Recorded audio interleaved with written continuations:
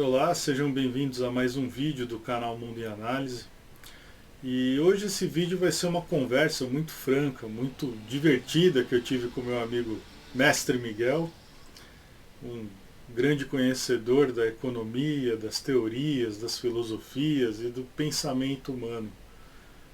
E não só para tratar do tema do momento, inflação, estagflação, a gente tinha combinado de falar sobre estagflação. E o papo acabou ficando melhor do que eu esperado e evoluindo para outros temas igualmente importantes que vão redundar nesse enfoque econômico. Então, queria o feedback de vocês, quem tiver a paciência de assistir, eu tenho certeza que vai valer a pena, vai adquirir muito conhecimento, vai gerar novas dúvidas. Gostaria que as enviassem, porque vai ser sempre um ótimo pretexto para chamar o Miguel de novo para conversar. Espero que todos aproveitem e agradeço mais uma vez por estarem acessando e se divertindo junto conosco. Obrigado.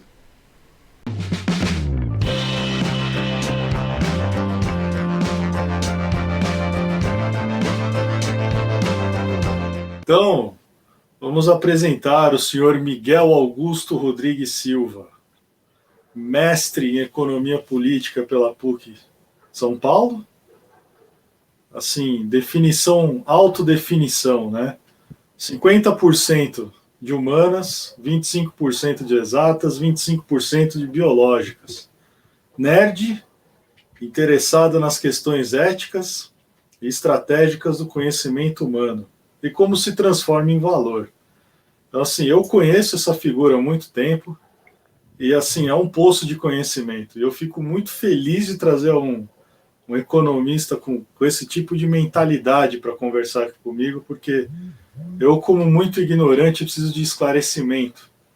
E acho que o momento que a gente vive no Brasil, no mundo, em tudo que se debate de inflação, é o tema acho que mais latente. Qualquer um que viva, precise gastar dinheiro, comprar alguma coisa ou viver nesse país está sentindo o efeito. Então, Miguel, eu queria te deixar primeiro à vontade para se apresentar de outra forma, se você preferir, falar o que você quiser para começar, e depois eu vou começar o bombardeio aqui. Bem-vindo e obrigado por aceitar. Luiz, é um prazerzaço estar aqui com você. A gente sempre conversa sobre temas muito variados, não só de economia, mas de relações internacionais. Inclusive, é um tema em comum que a gente sempre gostou bastante de conversar.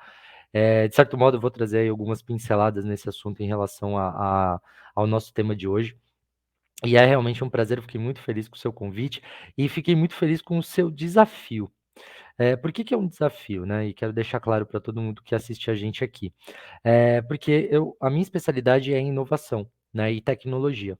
Então é uma visão que coloca a tecnologia no centro do desenvolvimento econômico.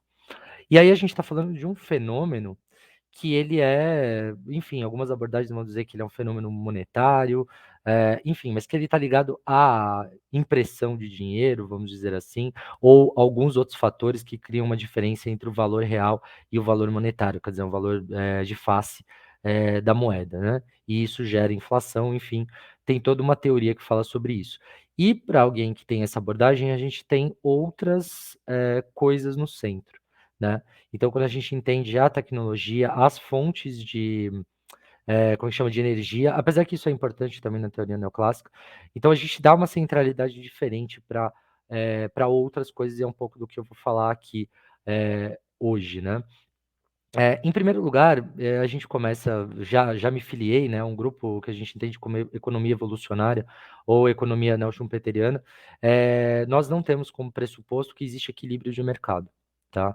A gente entende que o equilíbrio ele é um caso particular, não é que não existe equilíbrio, né? Alguns vão dizer que não existe, outros vão dizer que é um caso particular. Eu sou mais prudente nesse sentido e prefiro dizer que o fenômeno do equilíbrio ele é um caso particular e ele também é isolado no tempo.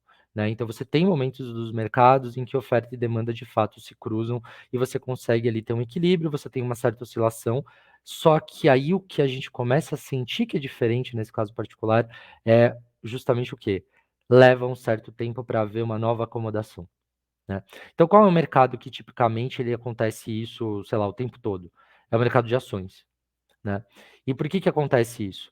e principalmente hoje, né, depois do processo de financiarização vamos dizer assim, e uso da tecnologia da informação, e aí eu já estou começando a colocar a tecnologia no centro do fenômeno, né? Quando que isso começou a ficar cada vez mais próximo do modelo neoclássico, né, de oferta e demanda e equilíbrio? Quando os computadores e a internet entraram no mercado financeiro. Por quê? Porque as operações são instantâneas, né? Então, realmente ali, a gente vai fazer uma compra da ação X, da ação Y, nós fazemos uma oferta, tem um livro de ofertas, aliás, as criptomoedas, as trades de criptomoedas funcionam dessa forma também, e você vai encontrando esse equilíbrio e ele vai se alterando, vai subindo, vai descendo, as coisas acontecem no mundo e oscilam os preços dessas coisas. As coisas acontecem dentro das empresas também, e isso vai oscilando o valor dessas coisas. Sai lá um balanço trimestral, o valor da ação da empresa cai, sobe, etc. Então a gente tem mercados que funcionam assim, por isso que eu prefiro, e eu acho que tem exemplos empíricos, né, reais da vida real, que mostram que o equilíbrio existe, né? Existem situações de equilíbrio.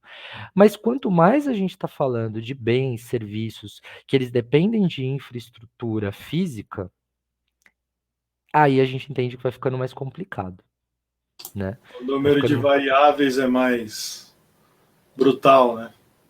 Exato. Então você está falando de um sistema muito complexo, né? E também é importante lembrar que o sistema neoclássico, muita gente vai, inclusive que pensa mais ou menos como eu, vai ser crítico a isso que eu vou falar, é que a gente tem que lembrar que é uma visão que, na minha opinião, é datada. O que eu quero dizer com isso? Quando você está ali trabalhando no começo do sistema industrial, né? Então vamos pensar no século XIX, né? No desenvolvimento do século XIX. E você tem um número de produtos muito limitados e eles são muito padronizados, né? Você tem um nível de customização muito baixo e de diferenciação muito baixo. E aí eu estou usando teoria neoclássica, né? Diferenciação de produtos e tal.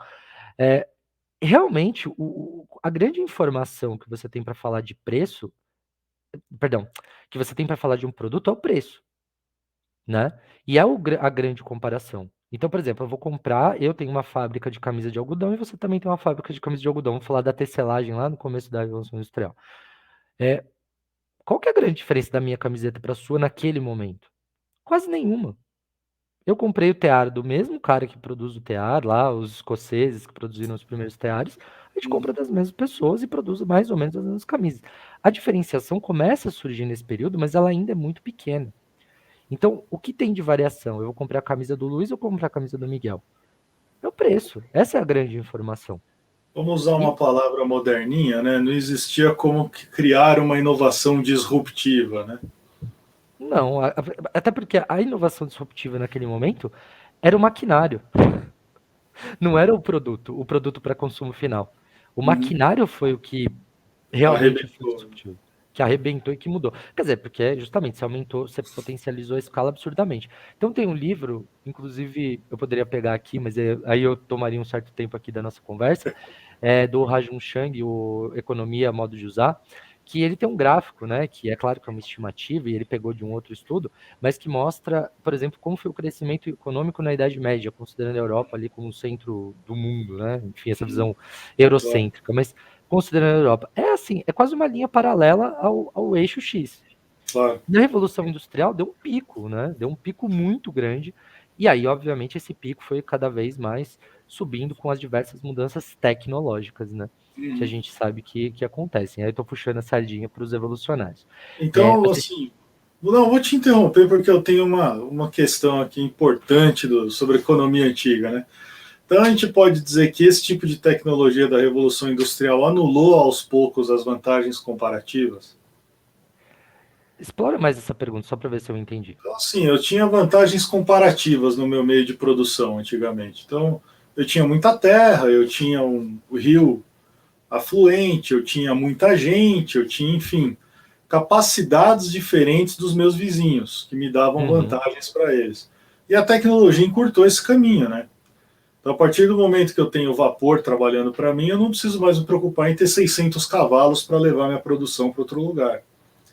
E eu, ao mesmo tempo, não preciso alimentar esses 600 cavalos, não preciso ter uma logística própria para isso, né? Uma produção da produção.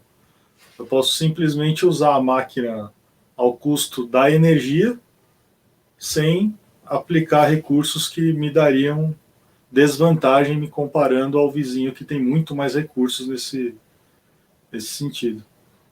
Perfeito, não, é exatamente, a tecnologia ela tem esse efeito constante o tempo todo e é um fator de instabilidade, né?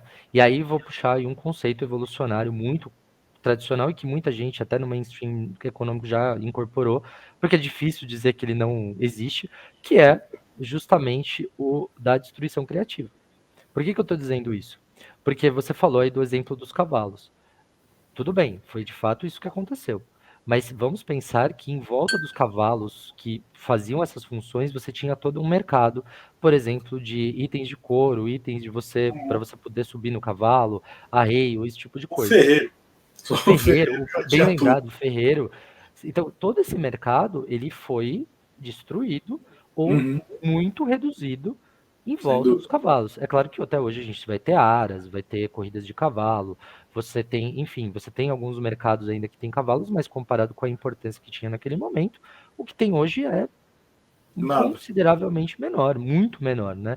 A importância dos cavalos na economia é muito menor. Então, você tem esse fenômeno. E esse fenômeno é um fenômeno de instabilidade, né? Uhum, uhum. E ele vai se tornando mais instável, e aí eu vou trazendo aí uma abordagem do nosso tema mais evolucionária, quando a gente lida principalmente com a questão das fontes de energia, né? Então, quando a gente fala, e aí já chamando aí a palavrinha-chave da conversa de hoje, que é a estagflação, ele está muito conectado, ou foi identificado ali pela primeira vez como algo, como um fenômeno de fato, quando a gente teve ali as duas crises do petróleo na década de 70. Não é que não tenha havido nenhum outro fenômeno dessa natureza na economia, mas principalmente considerando a Europa e Estados Unidos, que tem ali uma guarda do próprio histórico econômico, sempre deram uma importância maior para esse tema, principalmente os países anglo-saxões, né, sempre deram Uhum. uma maior importância para esse tema, foi ali um momento em que isso foi identificado, né? Então teve a crise lá de 29, mas que foi um outro fenômeno também, mas nesse eixo nunca tinha tido nada assim. Agora, dizer que ele nunca existiu em outros países, isso é algo muito questionável. Claro. Mas uma coisa que se percebeu ali naquele fenômeno específico restrito aí na história, né, vamos dizer assim, é a questão da fonte de energia, né? A Então crise do petróleo ela favorece o recorte, né? Então é o meio de energia que favorece o recorte, né? A gente consegue estabelecer muito bem o mundo em 72, em 73 no primeiro, o fim do choque, o começo do segundo, 79. Então é bom para estudar porque ele é um corte, né? Um recorte bem perfeito. nítido, né? E você tem também as ondas de históricas se espalhando. Então você, por exemplo, você tem essa primeira crise, aí o pessoal vai conectar lá no final, aí tô falando de uma abordagem mais histórica mesmo, com a guerra do Irã e do Iraque, que tem uma Não, mas relação essa, com essa é a abordagem que eu gosto, né? Meu processo de descolonização. Então, assim, tem um monte de variáveis aí que com certeza foram impactadas, né? Então, perfeitamente. Então você tem essa série de fenômenos que impacta num insumo que é extremamente básico para aquele mundo, e que isso vai ter, vamos dizer assim, vai reverberar em uma série vai reverberar no preço, né, no fim das contas, né, que é a variável que os neoclássicos costumam considerar. Mas tem uma outra coisa, e aí é uma abordagem mais evolucionária do que neoclássica, mas alguns neoclássicos entendem que esse fenômeno foi importante, é que a gente tem que ver que teve outra coisa que aconteceu ao mesmo tempo, né? Que é o seguinte: o sonho americano e também a reconstrução europeia chegou no seu limite nesse período. E o que, que tem a ver com tecnologia? Vamos pensar no pacote básico do sonho americano: casa cheia de eletrodomésticos, um uhum. carro, né? E ali o consumo de a televisão, etc., e alguns bens de consumo. Era um pacote básico e muito massificado. E isso atingiu um limite. Tipo, os principais lares já tinham tudo isso. Tanto que também foi nessa época que surgiu mais radicalmente a obsolescência programada. Por quê? Porque eu não posso parar de vender, né? Então o que acontece? Eu não consigo aumentar outro fenômeno que aconteceu nessa época foi também, isso aconteceu mais na década de 60, na verdade, né? Mas também se intensificou na década de 70, que foi o quê? Empresas americanas saindo dos Estados Unidos, né? Então Então, isso calma aí, trouxe. vamos fazer uma pausa, vamos traduzir. Vamos traduzir. Então, vamos lá. eu tenho a produção da televisão. E Perfeito. aí eu tenho uma meta, que é fazer todo americano ter uma televisão. Desenvolvi uma baita de uma televisão, bonita, que dura, bela e sagaz, e consigo espalhar ela pelo território. Aí Perfeito. chega um momento que minha curva de venda se estabiliza e começa a declinar. E aí eu descubro que eu fui vítima da minha criação, porque eu criei uma coisa tão boa que ela não quebra a ponto de ser trocada, ela é cara, então é difícil as pessoas saírem comprando mais daquele produto, e eu não tenho para quem vender a produção contínua. Uhum. Então eu tenho um outro problema agora, né? E aí eu tenho que pensar como é que eu faço esse recurso durar menos, como que eu continuo espalhando e como eu faço você entender que você precisa de mais daquilo. Aí entra a obsolescência programada. Tô certo ou tô errado? E só adiciono uma coisa ao que você disse.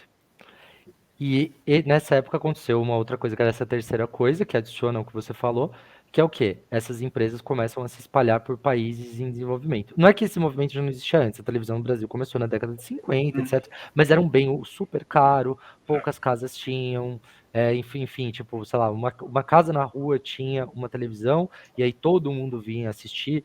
Era, vamos dizer assim, era um pouco mais democrático que o cinema, vamos dizer assim, né? Mas pouca Todo mundo coisa. ia pro bar ver o jogo, né? Todo mundo ia pro bar ver o jogo, e não era qualquer bar também, isso tem que ficar bem claro, porque na maioria era rádio ainda. E eu preciso me espalhar para países que têm um nível de renda muito mais baixo do que os Estados Unidos e que a Europa. Então, isso virou um grande desafio ali, né? De estagnação, né? Só que tem uma série de outros produtos que eram utilizados. E aí, qual que continuava sendo utilizado? O carro. Eu não trocava tanto de carro. Apesar que a troca, por exemplo, a troca de carro acontecia até antes desses eletrodomésticos, por exemplo. Mas eu tenho que continuar consumindo gasolina. E eu não tenho crescimento industrial, mas eu tenho um aumento do preço da gasolina, que é um insumo básico para fazer a circulação tanto das pessoas como dos bens dentro do país, principalmente os perecíveis, que não são os que têm mais valor agregado. Sim. Então, quer dizer, isso mostra uma situação ali bem clara nos Estados Unidos de estagnação, né? E aí esse é algo que eu trago para o debate que geralmente não é trazido. Assim, não é que ninguém tem ciência disso, não é nada disso. Mas isso não é tão destacado quando a gente traz para esse debate, tá? E isso também foi uma coisa que aconteceu naquele tempo nos Estados Unidos, pegando ali como epicentro desse fenômeno. E o que acontece? Agora, do ponto de vista da teoria econômica, que estava dentro não só das universidades, mas também do Banco Central e dos departamentos, enfim, econômicos do governo americano, era o momento do quê? Em que estava começando a acontecer o que eles chamam de síntese neoclássica, em que, vamos dizer assim, os neoclássicos e os keynesianos se deram as mãos, encontraram pontos em comum. Eu estou simplificando a história, porque esse debate foi muito Sim. academicamente sangrento, vamos dizer assim, mas sem baixas de nenhum dos lados, por favor. Ah, mas que Mas teve umas trocas de tapa, teve, com certeza ali. teve, com certeza, teve e bem ácidas, assim, mas neste momento estava acontecendo esse fenômeno. O keynesianismo estava vitorioso nesse sentido. O Milton Friedman estava começando, ele não estava começando a escrever, né, porque ele começou muito antes, né, no final da década de 50, mas acho que até no meio da década de 50. Mas, vamos dizer assim, a divulgação dos trabalhos dele começou realmente a ganhar corpo no início dos anos 70, né, principalmente, e os keynesianos não deram uma boa resposta nisso, porque eles estavam falando de estímulo da demanda, né? Então, estimulando as pessoas a consumir. Estimular as pessoas a consumir o quê, cara pálido? E Né? para quê? E para O quê? propósito, né? Então, aí Aí a aquela gente situação. está do lado Desculpa. mais legal da economia, que é o psicológico, né?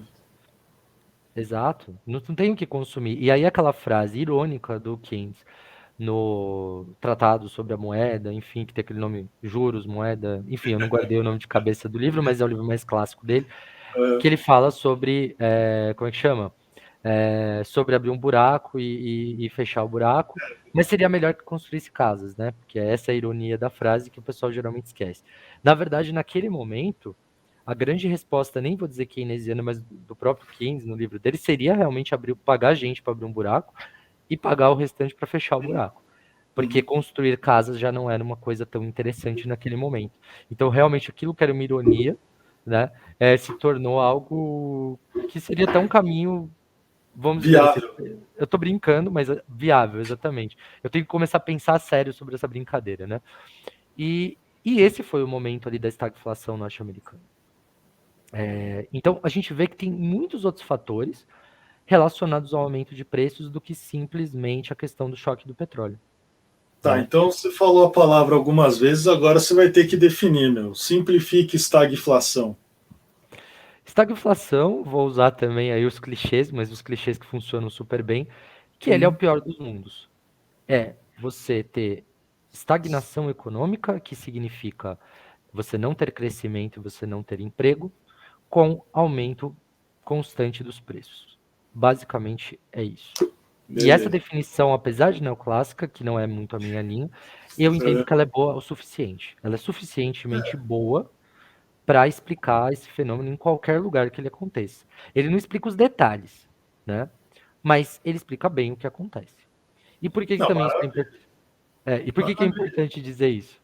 Porque eu entendo, e não sou só eu, tá? E aí você acha na grande imprensa, muita gente, e de linhas muito diversas de pensamento, que o Brasil está passando por uma situação como essa, e que o mundo da Covid, e aí eu chamando o mundo, eu estou generalizando, claro, nem todos os países estão na mesma situação, a gente está passando por uma situação dessa, que talvez no Brasil seja um pouco mais radical. Né?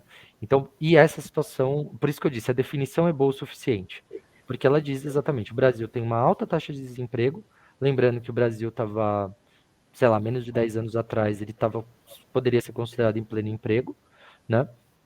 O Brasil parou de crescer, né? Também é um fenômeno importante.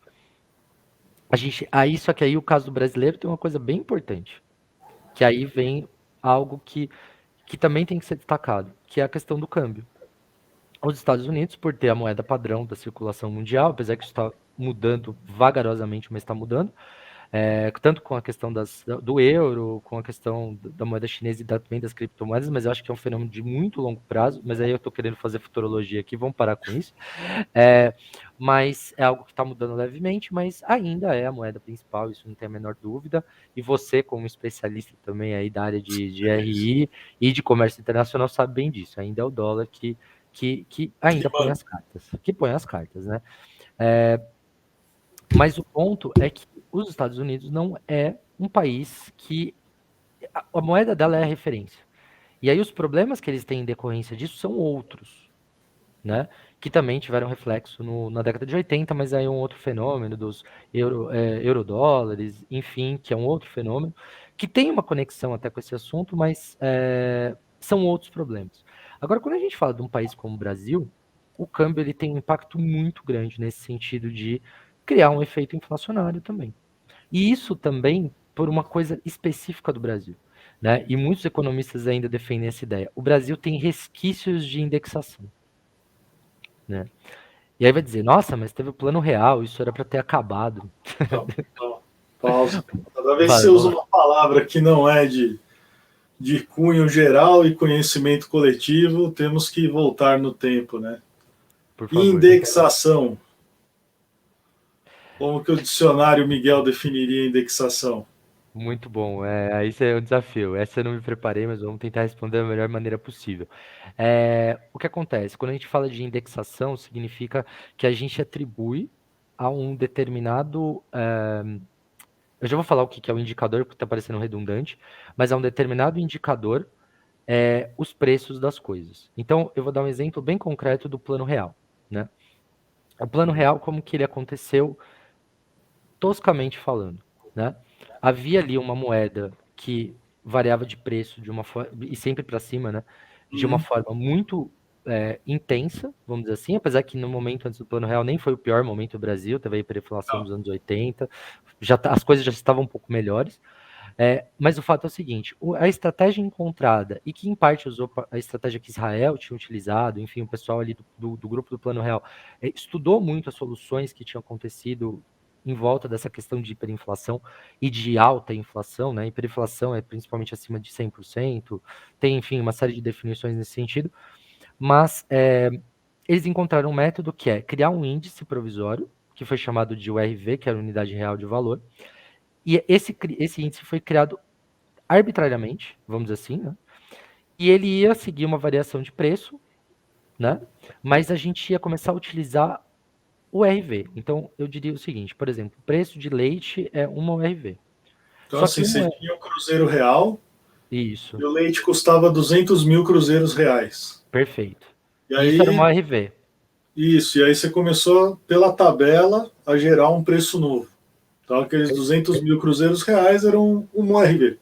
Era uma URV. Só que aí no dia seguinte tinha uma atualização do valor da URV, que era 220 mil cruzeiros Uhum. reais. Então no dia seguinte você ia pagar isso.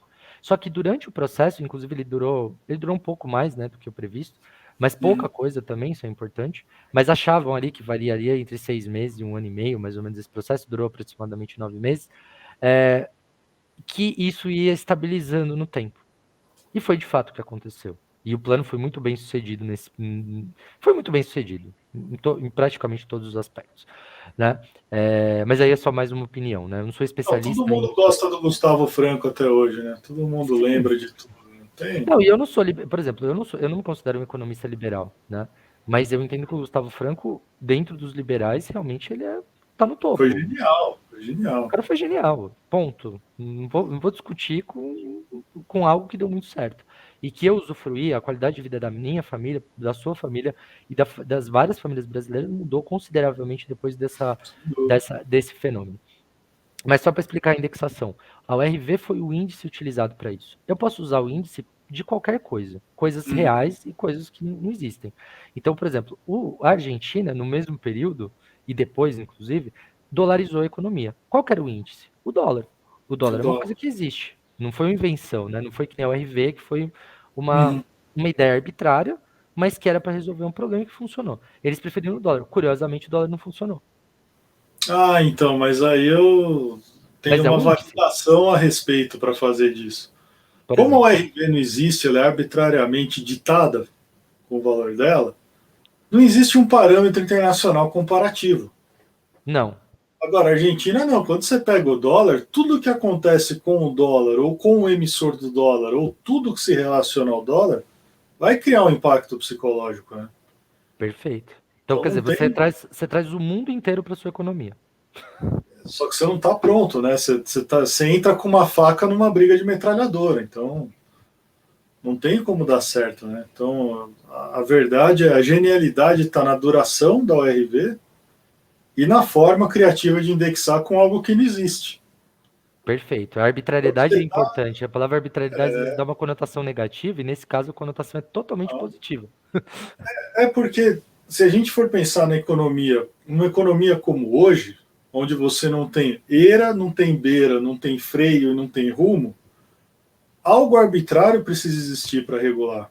Então eu vou usar esse gancho para cortar todo o teu raciocínio, que estava bom, mas depois a gente retoma ele, Sim, para senhor. tratar do seguinte, vamos lá. Muita gente é liberal e muita gente entende a economia como algo simplesmente ortodoxo. O que isso quer dizer? Quer dizer o seguinte, bom, o preço está aumentando.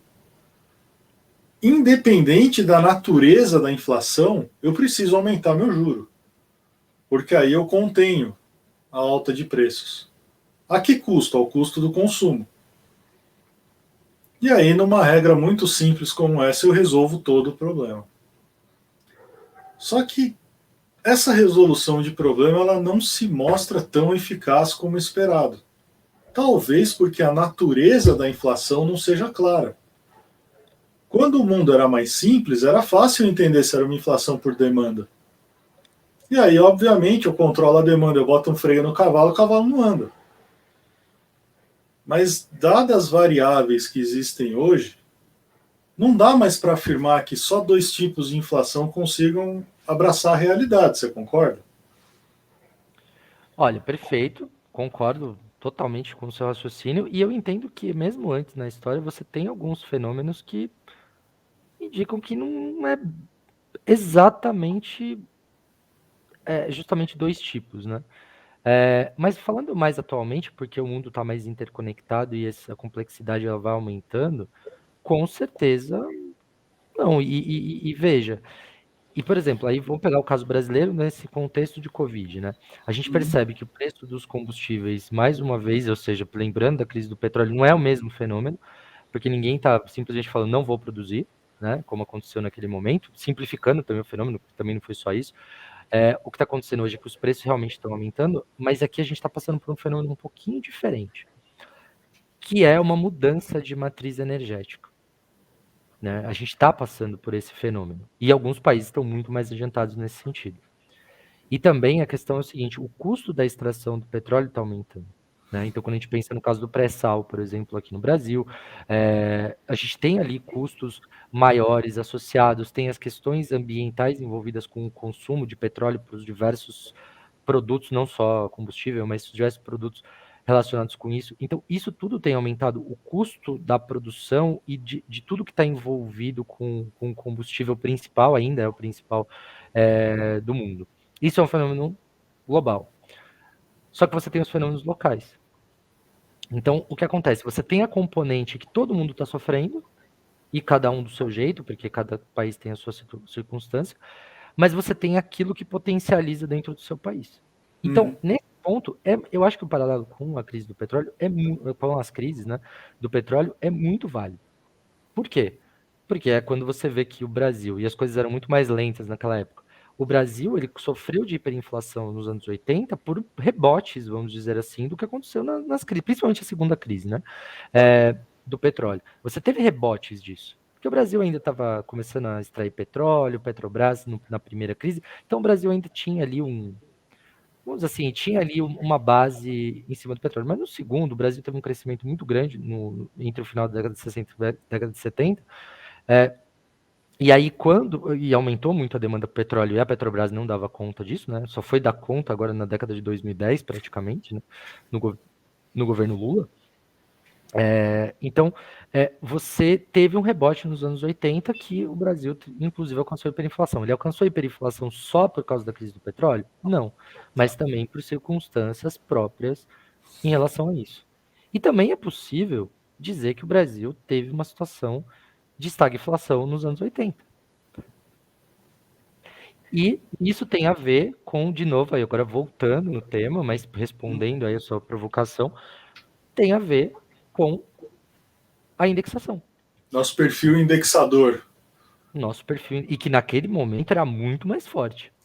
Né? E como que eu faço uma diferenciação plausível e simplificada? Eu sei que você vai desprezar muita coisa no que eu vou perguntar agora, na sacanagem mesmo.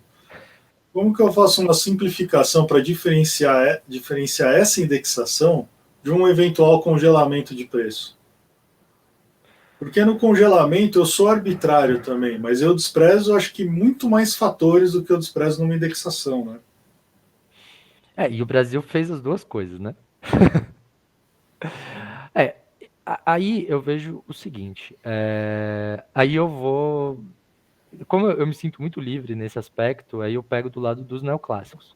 É o seguinte, o fato de eu não acreditar que equilíbrio é uma coisa constante e que é uma busca constante ou algo com resultado constante, isso não significa que não exista oferta e demanda e que elas não se cruzem ou se entrecruzem ou se separem, né?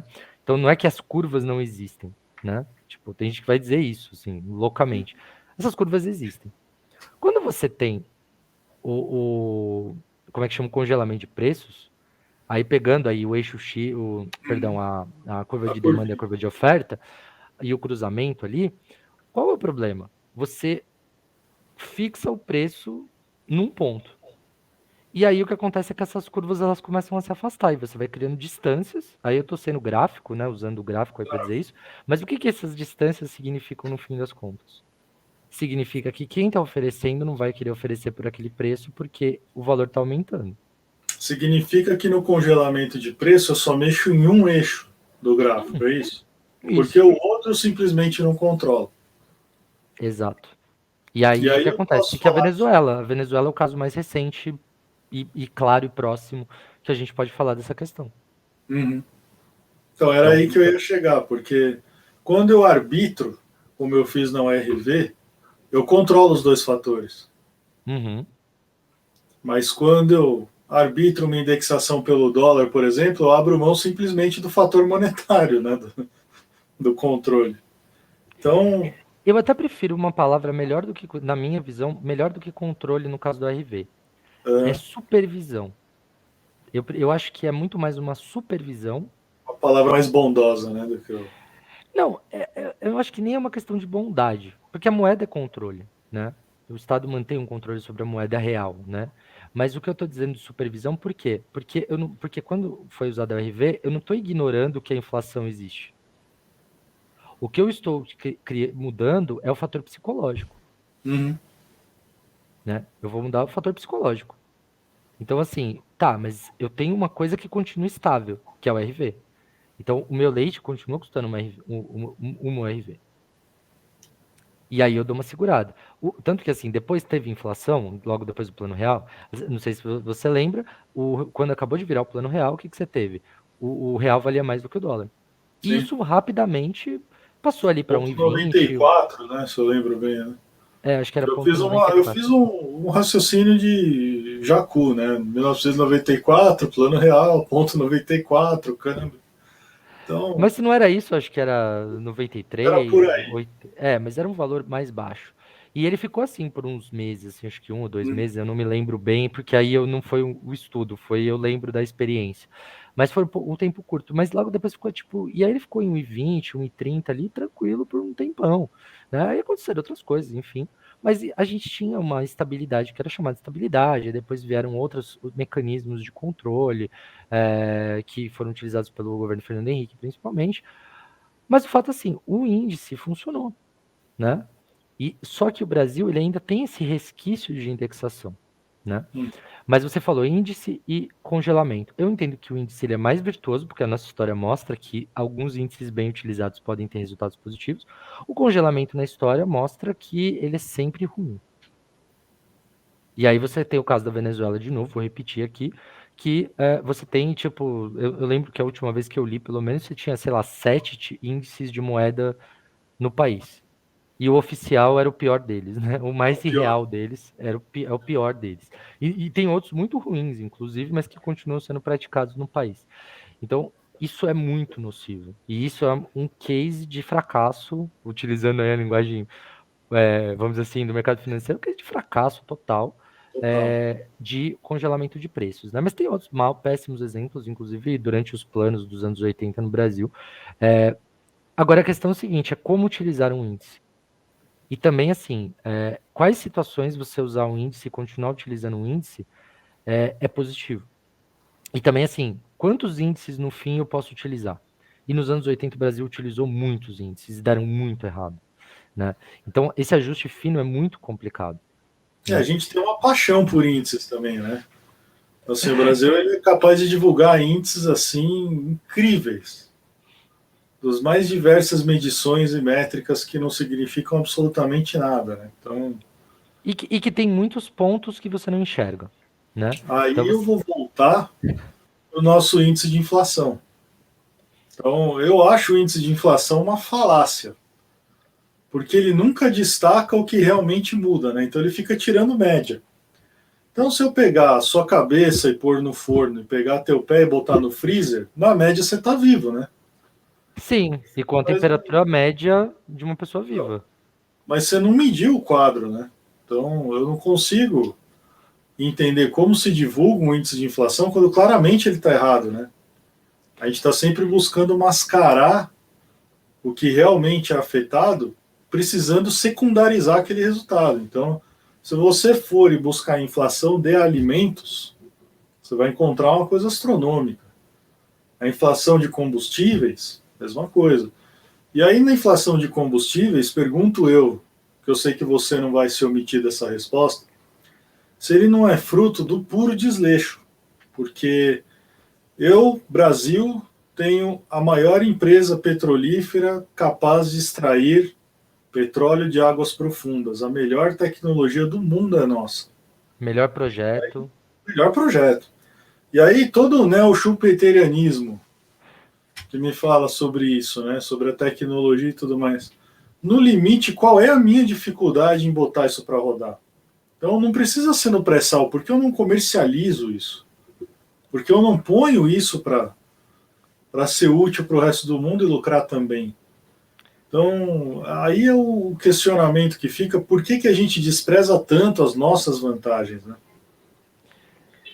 Olha, aí sendo muito evolucionário e schumpeteriano, eu entendo que existe no Brasil uma visão muito utilitária da tecnologia. Aí é uma opinião, isso é opinião, é 100% opinião, tá? Não tem É um disso que nós embasamento tão... gostamos. mas eu também acho importante deixar claro, né? O que eu quero dizer com isso? É o seguinte, eu uso essa tecnologia para extrair petróleo. Só que tem uma coisa, essa tecnologia, ela é alta, tem um valor agregado altíssimo. Por que essa tecnologia não pode ser vendida? Por que eu não posso vender consultoria?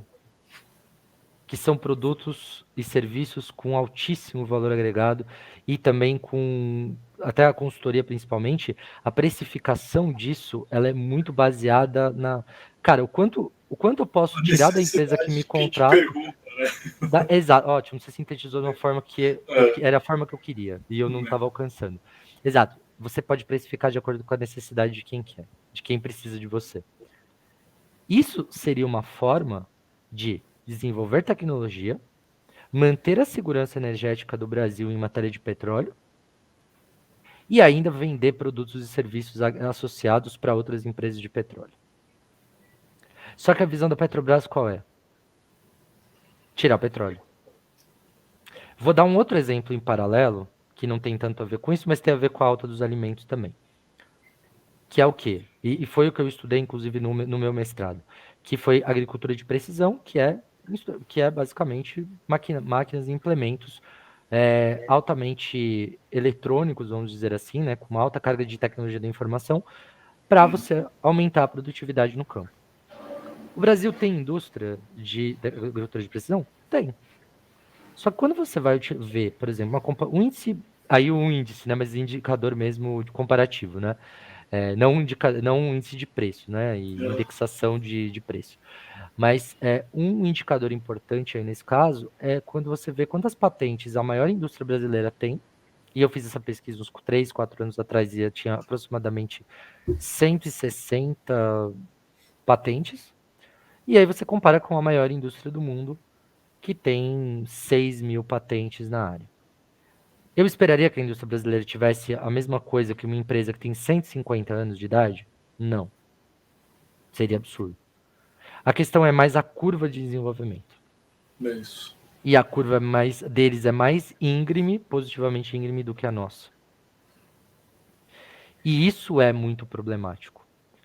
Então, por quê? Por que eu estou falando tudo isso? Eu estou já entrando na especificidade do que eu estudei, mas é para mostrar o seguinte. Não existe um investimento tão forte do pessoal do agro na própria tecnologia. E ser produzida a tecnologia aqui para atender as minhas necessidades. Com gente que eu conheço. É claro que alguns se beneficiam disso, essas indústrias têm produtos muito bons, tá? Que fica muito claro para coisas muito específicas do Brasil. Então, essa principal, por exemplo, tem colheitadeira de café, que é uma coisa bem específica que as americanas não produzem, né? Que é um produto nosso. Quer dizer, tem adaptações aqui. Não é que não agrega nada, não é isso. Mas eu digo assim, é um investimento, e eu nem vou falar de governo, apesar de eu ser entusiasta do investimento do governo. Mas o próprio agro não investe nisso. Por quê? Porque a visão deles é o seguinte: eu tenho que produzir soja, eu tenho que produzir milho, eu tenho que produzir isso. Não, cara. Tipo, por quê? Porque commodity não tem tanto valor agregado. A não ser que você esteja falando, por exemplo, de um queijo canastra, você está Não, falando de uma cachaça especial, etc. Que aí são é a produtos nossa soja de diferenciados. quarta qualidade que nós estamos falando, né? Soja, né? Soja que Soja você tem lá. ração. Quantos tipos, eu não vou me lembrar aqui, rolam no mercado internacional, sei lá, 3, 4 tipos principais, e é isso. Então, é isso que você produz. Café, Tá. você tem lá os X tipos de café que rodam no mercado internacional, que é o principal, e aí você vai ter os cafés gourmet, que são outras coisas e tudo mais. Mas por que eu estou dizendo isso? Eu peguei só esse paralelo para dizer que eu acho que existe uma coisa na mentalidade do empresário brasileiro, e não estou falando só do industrial, de que assim, eu produzo soja, eu produzo petróleo. Cara, e o que você precisa para produzir essas coisas? Tudo isso é mercado. E aí você vê que os americanos e os europeus e os chineses hoje em dia, os japoneses em outro momento, eles deram um baile nesse sentido. Por quê? Porque Total. tecnologia tem muito valor agregado, tem muita inteligência e essa inteligência tem preço. Mas assim, eu vou fazer um meia-culpa aqui, porque você vê que eu também sou teu amigo, né? Se eu pegar a curva de crescimento do Brasil, desde o, sei lá, do Cabral, eu não vou encontrar nenhuma época de grande crescimento brasileiro sem a participação direta do Estado. Então, eu queria só deixar isso exposto pelo seguinte: é bom, é bonito acreditar na mão invisível. Eu acho legal. Mas a real é que não funciona para um país de terceiro mundo. Não dá. É aquele livro do Chutando a Escada, do coreano lá. A gente precisa correr atrás de um gap muito grande de desenvolvimento para esperar só boa vontade como resultante. Então, eu tenho uma definição de mal-estar econômico minha, que é toda vez que eu viajava para o interior e parava para pagar o pedágio, e a moça que estava cobrando o pedágio me vendia o sem parar. Então, assim, esse é o paradoxo que eu gosto de citar pelo seguinte: ela está me vendendo o próprio desemprego, mas ela nunca se deu conta disso. Então, por que eu estou usando esse exemplo? Porque o Brasil ele tem a Embrapa. E aí está no teu meio aí, é assim, é uma empresa ao concurso. O mundo inteiro reconhece a Embrapa. O mundo inteiro admira a Embrapa, né? E os chineses estão com um projeto muito grande para fazer um cinturão de produção agrícola na África. Porque bons pedaços da África têm o mesmo clima que o Brasil, e o solo é bom igualmente. Tem o Nilo cruzando 3, 4 países lá, então não é difícil de irrigar. E aí o que acontece é quem fornece a semente. Só uma coisa só que eu queria falar. E com Né? estados muito mais fáceis de entrar e fazer parcerias e tomar conta do que o Brasil, né? Ah, mas não tenha dúvida. Então, Isso é assim, muito lá, importante nisso. não, lá o chinês ele comprou os governos a um preço ínfimo. Ínfimo. Ínfimo. Mas desculpa, E continua seu aí, raciocínio. Eu só não, achei imagina. importante frisar. Mas está corretíssimo. E com livre ação, né? Então, em uns 10 anos, as sementes da Embrapa vão financiar na África o cinturão que vai derrubar a nossa exportação do agronegócio. Uhum. Então, é esse encadeamento de raciocínio, e daqui 10 anos vai ter gente fazendo uma conversa que nem a nossa. Poxa, como a África conseguiu chegar lá? Pô, chegou lá graças à Embrapa. Não está errado a Embrapa vender para os caras. Mas por ser uma empresa do tamanho que é, como é, pô, a gente devia ter um pouco de sagacidade para conseguir lidar com isso, para conseguir enxergar. A única vantagem que eu tenho quando eu detenho e forneço a tecnologia é a informação privilegiada, pô. É a única. E eu faço o que com isso? Nada. Porque eu fiquei feliz de vender sementes. Eu acho que são Resistentes a vantagens. grilo.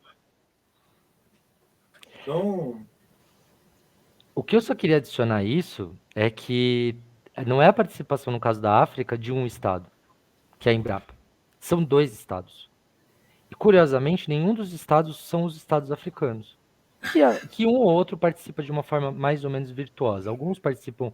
Você vê que tem algumas iniciativas interessantes em algumas áreas no Quênia, por exemplo, que o Estado participa e tudo mais, mas são estados mais fragilizados, mais vulneráveis mesmo, que ou eles não atrapalham, né? uhum, Ou eles têm uma participação ainda menor. Mas são 2 estados. Quer dizer, o Brasil oferecendo, como você disse, as sementes, e ali algum suporte tecnológico, enfim, algum suporte em relação ao uso das sementes e tudo mais, uhum. que é a chamada extensão agrícola, né? Agropecuária, e a China colocando dinheiro nisso. Quer dizer, que tem, ou seja, tem um planejamento estatal muito forte, eu tenho N críticas à China aqui em N aspectos, mas, enfim, é um Estado organizado, isso eu acho que é inegável, né? E que tem uma estratégia, isso também é evidente, né?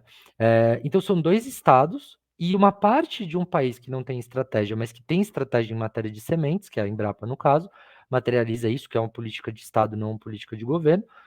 Essas 2 coisas se juntam e produzem algo muito bacana em um terceiro lugar. Isso é muito interessante. E essa aposta nessas regiões da África realmente é uma aposta que, para mim, também soa muito correta. né? Faz muito sentido. É claro que a gente não tem bola de cristal, mas ela faz muito sentido. Mas eu só queria voltar aqui num ponto, que é o seguinte: por que eu falei do agro e falei do petróleo? E conectando com estagflação, como você falou, né? A gente vai juntando aqui os raciocínios. Uhum. Qual que é o problema que a gente tem?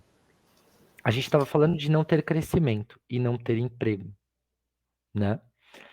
E a gente estava falando de aumento de preços.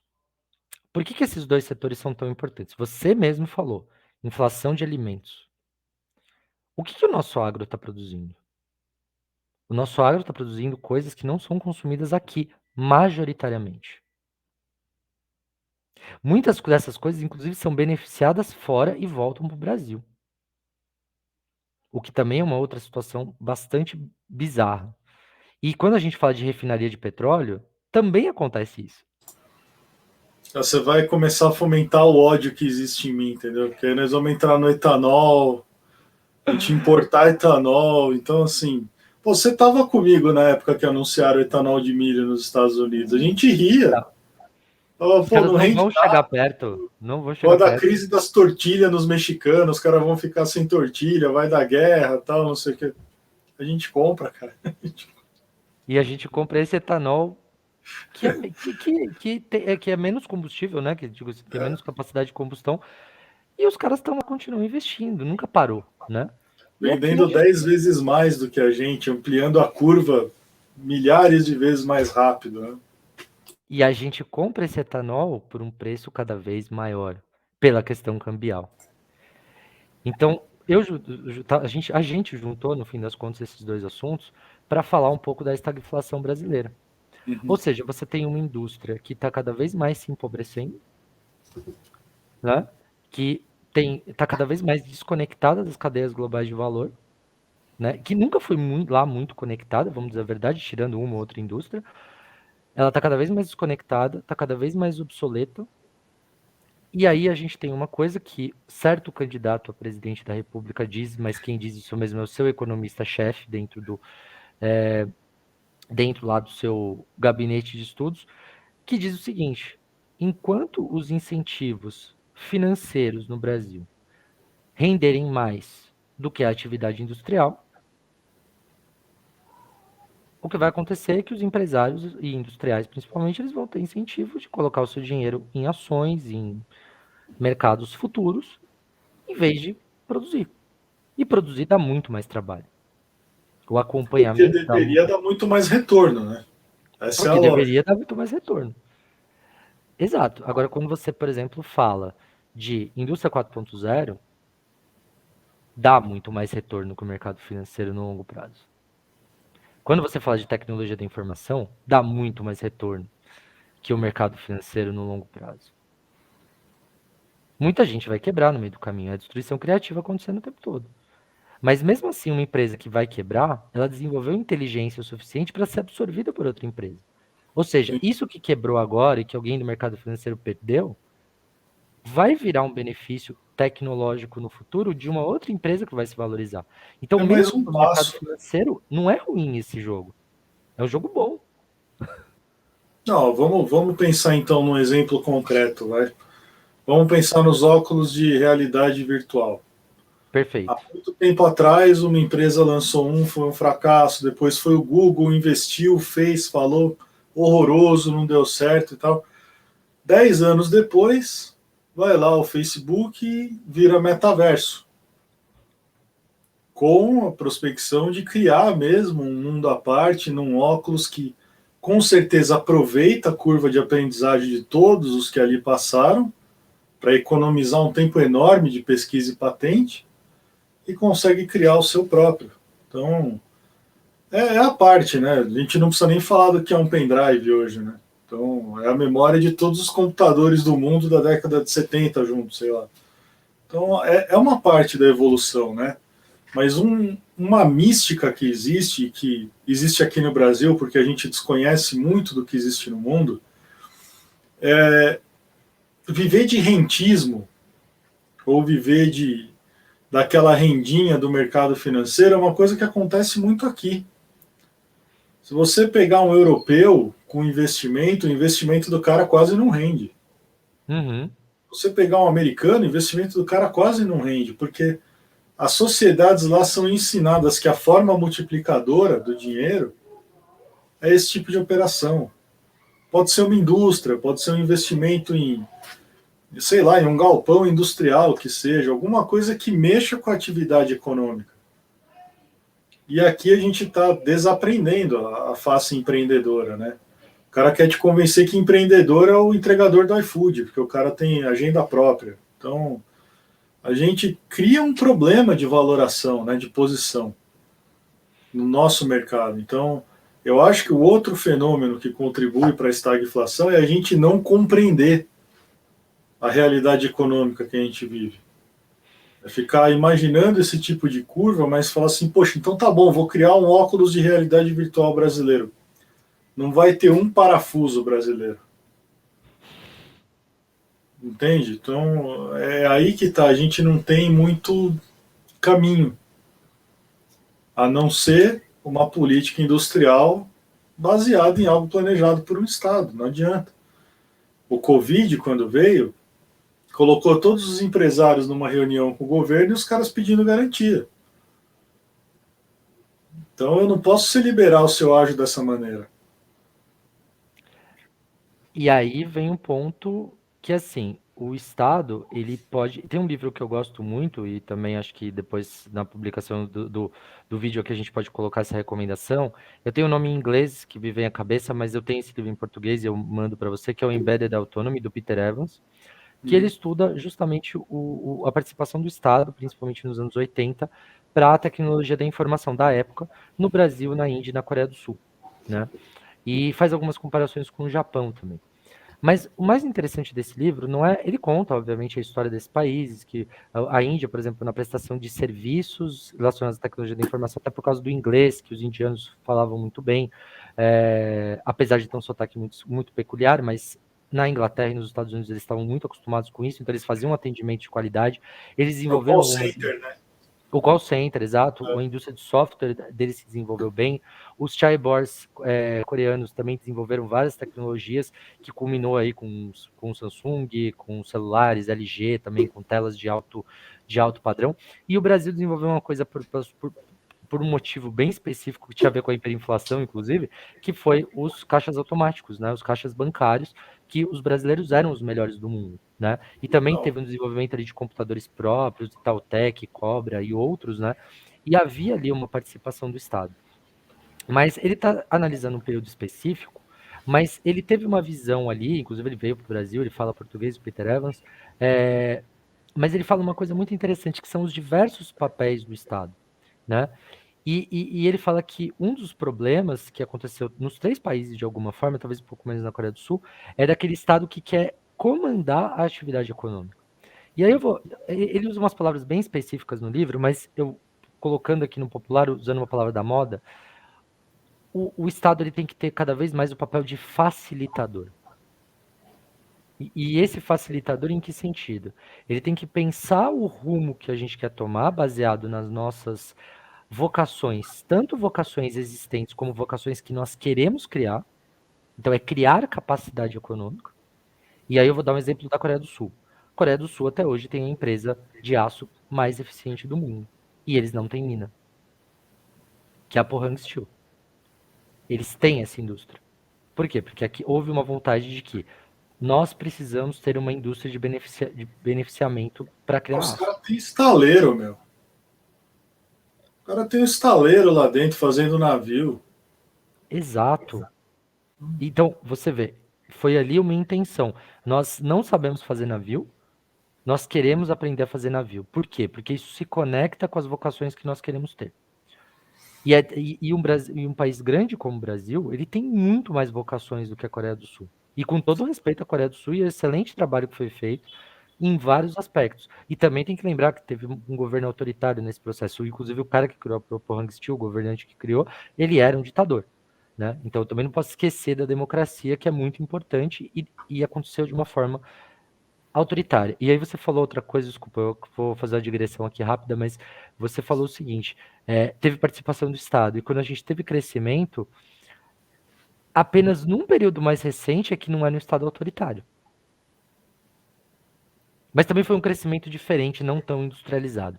Com a indústria, foram sempre períodos autoritários. Isso é importante frisar, né? Mas voltando aqui no raciocínio anterior, a questão é o quê? O Estado ele tem que ser um facilitador. Então, ele tem que induzir com mais força durante um tempo, mas essa carga que o Estado conduz, ela tem que mudar de acordo com o que está acontecendo. Então, o que, que o Peter Evans mostra? Que o Estado ele puxa e cria condições e protege as indústrias nascentes justamente na nascente. Uhum. Mas o Estado tem que ajudar, inclusive, as empresas a se internacionalizarem. Peter Evans ele enxergou a China do Xi Jinping, né? Perfeito. Então, E acho que até, e acho que até se você for ver, ele enxergou, na verdade, o Deng Xiaoping criando as condições, começando a criar as plano dele. condições para do Xi Jinping, que é muito tempo depois. Pois é. Então, assim, ele enxergou a China do Xi Jinping. É.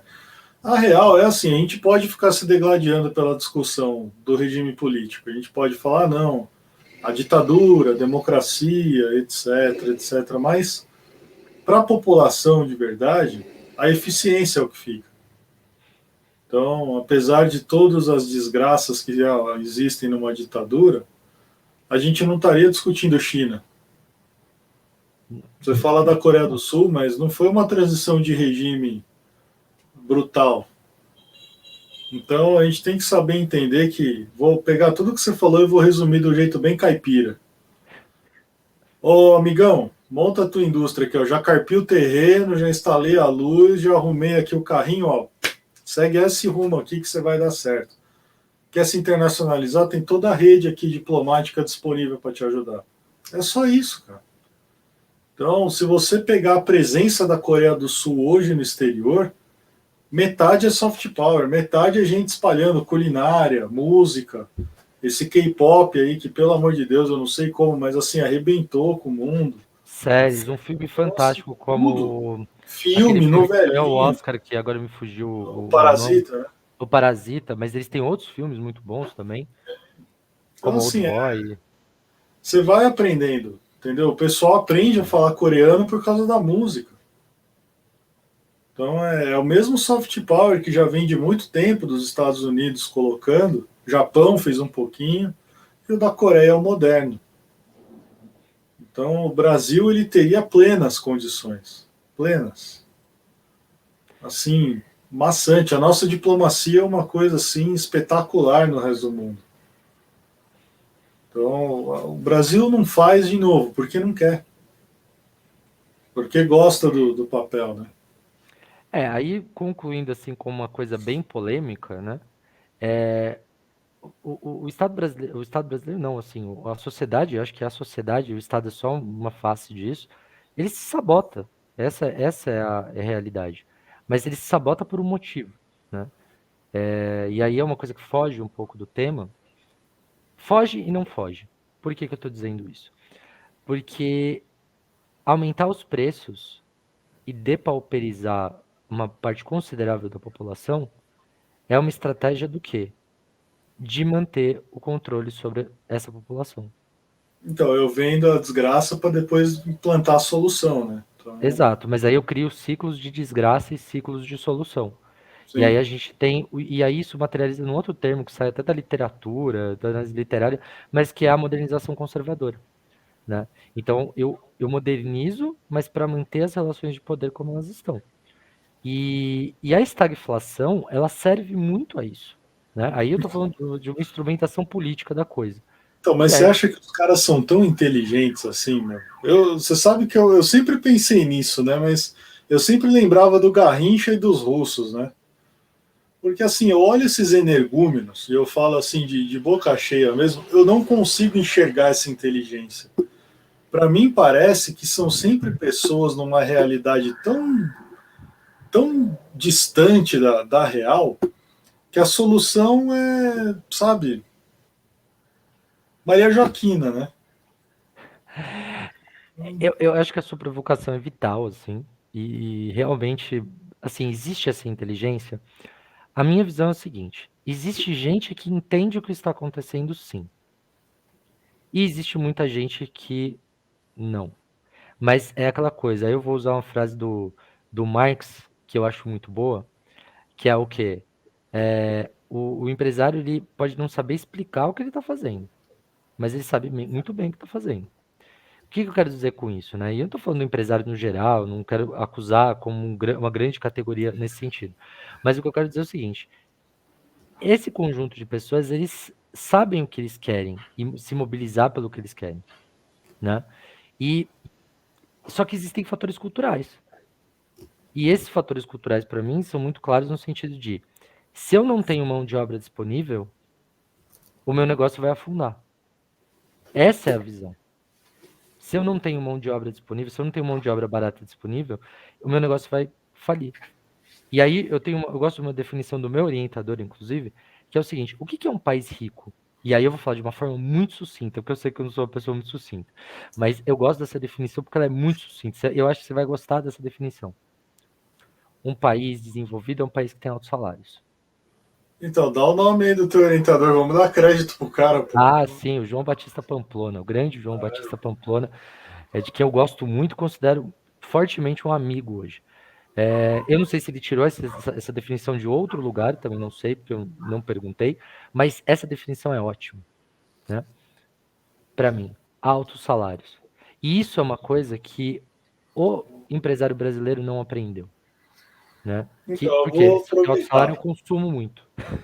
Vou aproveitar. Alto salário, eu consumo muito. Como que eu não gero inflação, então, meu? Ah, olha, aí tá. Aí, ó. Tava Aí, esperando esse momento. eu levantei para você cortar em mim, né? Dei aquela bola, tipo, fácil para você Vixe, pegar, foi, armar e foi o bater, né? voleio do Bebeto, meu. Foi o voleio do Bebeto, que ele adorava dar um voleio. Mas o fato é o seguinte: como que você mantém essa situação, né? Hum. Você mantém essa situação com aí a visão, vamos dizer assim, schumpeteriana evolucionária, é você ter inovação contínua. Por Ou quê? seja, você nunca se acomodar com o teu status, né?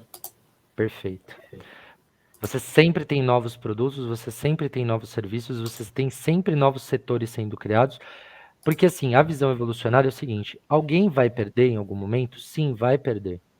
Mas no longo prazo, a maioria consegue ganhar. E essas pessoas que perderam num dado momento, elas podem se recuperar. Então você mesmo deu um exemplo, que eu vou usar ele por uma questão de facilidade.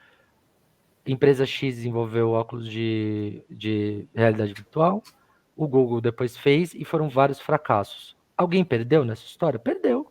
Teve gente que investiu no Google por causa dessas tecnologias? Teve. E eles perderam. Mas isso não impede que eles hoje invistam no Facebook, e isso não impede que outras pessoas se beneficiem do que o Facebook está fazendo, apesar de ser uma empresa muito controversa, né? Mudou de nome, inclusive, por isso, mas não impede que as pessoas se beneficiem disso e que outras empresas desenvolvam outras tecnologias. Então, assim, sempre é possível você se recuperar, né? E isso também é uma coisa importante. Por quê? Porque se você tem inovação e desenvolvimento contínuo, você sempre consegue segurar isso, os salários aumentam, mas as pessoas absorvem novos produtos e serviços com os seus altos salários. Então você vê exemplos, aí eu sei que são países que têm condições muito diferentes, tá? Eu quero deixar isso bem claro, mas quando você pega os altos salários da Escandinávia, por exemplo, da Suíça, eles são altos consumidores de tecnologia. E ao mesmo tempo são países que estão lá no topo do ranking de inovação. Os escandinavos, inclusive, com ecodesign. Quer dizer, eles estão pensando ali como você ter um design que respeite as diversas questões de sustentabilidade econômica, social Os e caras já estão em outro ambiental. patamar, né, meu? Exato. A gente fica com aquela ideia da propaganda, né? Do suíço pegando leite da vaquinha na montanha, fazendo reloginho cuco. Não adianta, E a assim. mecânica de precisão deles é a mecânica de altíssima precisão que é desenvolvida na Suíça, né? Que saiu dos relógios. Tipo, que os relógios foram o causador disso. É o Então, chocolate, né, amigão? Que é um jeito mais nobre de dar fim para aquele leite todo, né? só que e de onde vem o cacau, né? Pois é. Então é muito interessante pensar dessa forma na questão. A minha visão para não ter uma situação de estagflação é você realmente ter uma indústria. Tem um conceito que é a enabling industry, né? Que é a gente ter indústrias que fomentem outras indústrias. Uhum. Né, que criem situações para outras indústrias. Então, ter uma indústria de telecomunicações, eu digo de telecomunicações, né, de cabo mesmo, de produtos que dão Da fibra. sustentação para a internet, para fibra, esse tipo de coisa. Quer dizer, você constrói muitas coisas em cima disso. As de maquinário agrícola, por exemplo, você constrói muita coisa em cima disso. Tecnologia de informação, de modo geral, você constrói muita coisa em cima disso. E como você falou, tipo, aço, ainda essas indústrias são super importantes. Então, ter essas indústrias um país grande como o Brasil, a Coreia do Sul não consegue ter tudo isso, porque é um país pequeno. Mas ela fez escolhas de acordo com as suas capacidades. O Brasil Uhum. pode fazer tudo isso, né? E é isso que nós não escolhemos, Então, infelizmente. tá aí a anulação das vantagens comparativas, tá vendo? O que Perfeito. adianta você ter tudo se não usa nada, né? Então, você ter o recurso não garante que ele vá ser bem usado, né? Então, toda vez que alguém chega e fala, eu já ouvi uma meia dúzia de países que tem a maior reserva natural de gás do mundo. O cara não consegue extrair, o que adianta? Ah, no futuro, que futuro, meu? Então, o fato é que a gente se contenta, o Brasil ele é sempre o país do futuro, né? Continuamente ele é o país do futuro, porque a gente aguarda o futuro enquanto os outros estão tentando construir. Então a gente está dependendo aqui de um novo ciclo de commodities para dar aquela falsa impressão de crescimento. Beleza, entramos num super ciclo, agora vai. E Mas desculpa, esse. agora eu quero te interromper nesse ponto, porque eu acho que tem uma coisa muito importante que tem a ver justamente com a estagflação. Você mesmo falou do investimento da China na África. Só que a China não está fazendo só esse movimento. Não. E por que eu estou dizendo isso? Porque as coisas dão. Eu gosto muito dessa frase, apesar de ser uma tautologia de filme, um lugar comum bizarro, mas eu acho ele muito bom, que é o seguinte: as coisas dão certo até pararem de dar certo. Por que eu digo isso? Porque a China está investindo fortemente em armários de gotejamento para a produção de hortaliças. E aí a gente está falando do quê? Segurança alimentar. Essas tecnologias elas podem ser usadas depois para a produção de outros tipos de grãos. Você tem toda uma indústria aí, inclusive, também sendo feita, que é o que eles chamam de meatless future, o futuro sem carne também, de plantas sendo utilizadas para criar proteínas, enfim. Você tem toda uma indústria de, como é que se chama, de genética, inclusive, para produzir determinados produtos alimentares. E você vai conseguir produzir isso em laboratórios, em armários, em estruturas altamente compactas e altas, que você ou seja, você não cresce para o lado, você cresce para cima, Verticaliza, né? verticaliza, e você não vai precisar do volume de terra. A terra vai deixar de ser uma vantagem comparativa e isso já é visível. E essa acho que vai ser a última, né? Que todo mundo prezou tanto. Então a gente vai estudar uma época onde as guerras aconteciam por fronteira e terra e a gente vai rir, né? Falar, olha os caras ali, Por que eles brigando estão por se meio matando por palmo causa de de terra? chão ali. Então, é Então, isso. então, assim, como fechamento, assim que eu penso, a gente discutiu, acabou muitas coisas, a gente passou pela estagflação, mas o que é interessante é entender que tem a ver com produtos básicos, né? Então, combustíveis, alimentos, que são básicos e a sociedade consome isso o tempo todo. E isso são inclusive são tecnologias, de certa medida, algumas delas, são produtos que, na verdade, acabam fazendo com que todo o conjunto de produtos e serviços da sociedade acabem aumentando de preço. Porque eles são muito básicos, eles estão na base da pirâmide de produtos e serviços de uma sociedade. A gente E pode falar acabam que eles elevando. dão matéria-prima para a economia, né? Seria isso, né? Eles podem não ser matéria-prima de fato para uma indústria, mas eles são, vamos dizer assim, são o sangue que circula e que Eles faz são a circular. cesta básica da economia, pronto. Ótimo, melhor ainda, melhor ainda. E é isso que acaba jogando os preços para cima. E quando você está perdendo competitividade na sua indústria e também nos outros setores, você não gera novos empregos, você não tem inovação, você não gera novos setores, ou gera eles de forma muito localizada, e isso complica muitas situações. E eu só queria trazer uma última informação que eu acho muito Você pode relevante, falar até, meu, 3 dias aqui, você fica à vontade. mas que eu acho muito interessante também o que aconteceu recentemente. Um banco digital brasileiro, e vai dizer assim, por que que isso tem a ver com o assunto? Mas tem. Um banco digital brasileiro fez o seu IPO em Nova York Não vou fazer propaganda de ninguém aqui, sou da Embrapa, que é uma indústria paga com os nossos impostos. É, mas essa empresa, enfim, muito relevante, tem sido muito É, relevante no mercado, fez um IPO em Nova York e conseguiu uma captação que coloca ele como o maior banco da América Latina pelo volume de recursos captados. pois é. Aí muita gente vai dizer assim, tá, mas isso não significa que vai manter esse preço depois. É claro que não, o IPO é um momento e pode haver uma correção de preços, a gente sabe disso. Mas por que esse indicador, ao mesmo tempo, ele é muito importante? Porque uma empresa que tem 60 anos, que é o maior banco da América Latina, que era, né, até o momento, Cara, eu vou resumir a conversa para você do meu jeito, então. Para todo por mundo favor, entender se a gente citar o nome. A gente vai falar assim: o roxinho passou o laranjinha, tá bom? passou laranjinha, muito bem. Então, E, assim, e com quantos produtos? Quer dizer, o laranjinha tem centenas, talvez milhares de produtos. E o roxinho tem 6, 7, 10, sei lá, eu não sei, eu não fiz a conta. Mas tem um número limitadíssimo de produtos e tem um valor de mercado hoje maior, com um número absurdamente menor de funcionários. estrutura física, um número menor de capacity sendo usado, uma forma de administração que, inclusive endividada, né, até então.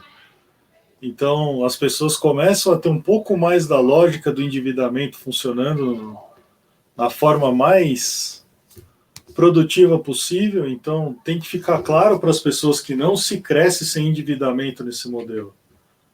As Exato. pessoas olhavam o balanço e falavam: nossa, 500 milhões de prejuízo, mas o cara nunca olhou o quanto de mercado ele já tinha na mão.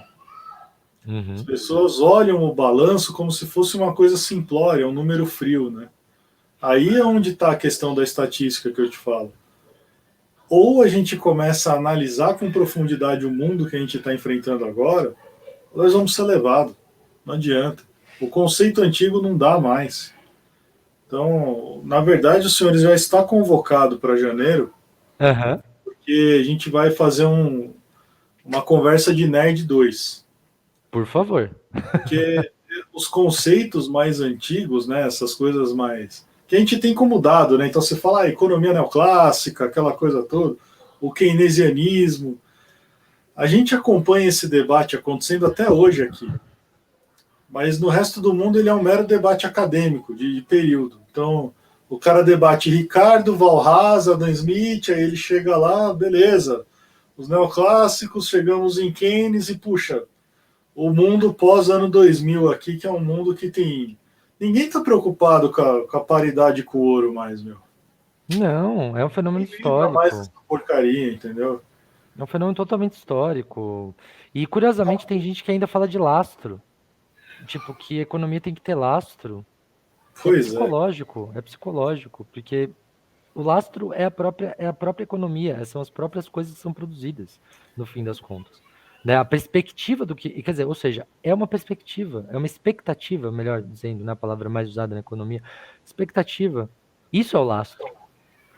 Então, é um fenômeno psicológico, né, que está norteando a economia cada vez mais quando a gente começa a fazer esse link com tecnologia. Então, de novo, vou reclamar o seu lado neo-schumpeteriano aí, tecnológico e pós-bug do milênio, para entender o seguinte: o que anula a economia clássica, o que tornou ela refém de uma realidade que ela não consegue mais explicar com as métricas antigas, não foi justamente o alcance tecnológico, porque veja, eu consigo fazer um monte de métrica antiga, um monte de regrinha, calcular lá o preço médio, etc. Blá, blá, blá.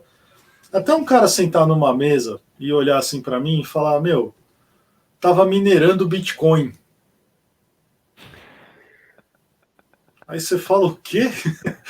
Não, tava minerando Bitcoin, aí o Bitcoin ficou caro, eu tô minerando Ethereum, e aí o Ethereum ficou caro, eu tô minerando do cachorro, e o cachorro ficou caro, o do Round 6. E assim, não é um mundo mais com sentido fixo. Então, quando o cara pede lastro, ele vive num mundo antigo. Eu tava na China, cara, vendo as pessoas pagando por aplicativo no telefone sem lastro com cartão de crédito, quando isso era impensável aqui. E assim, não existe uma pessoa no Ocidente capaz de explicar o sistema financeiro chinês. Não existe. Todo mundo fala, não, é um sistema frágil que vai ruir, é uma bolha. Mas faz 20 anos que essa bolha está rodando lá. Uhum. Então, assim, faz 20 anos que essa bolha que ninguém consegue explicar a fragilidade do sistema macroeconômico chinês, a fragilidade do sistema microeconômico chinês. E todo mundo bate nessa tecla. As pessoas talvez só não compreendam que são variáveis diferentes das que usualmente elas estão lidando.